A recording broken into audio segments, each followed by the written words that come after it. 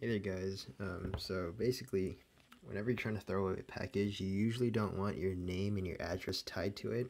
People can go dumpster diving and they can find your information.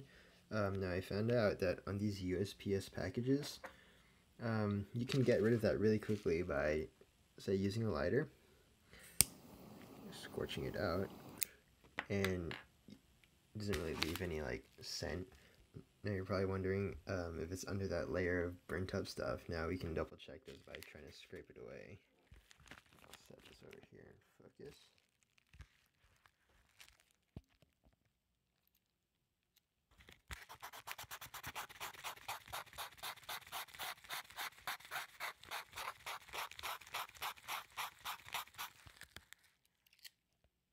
It's all gone. So you're gonna be fine. Hope you enjoyed this. Leave a like and subscribe. Yeah, see it.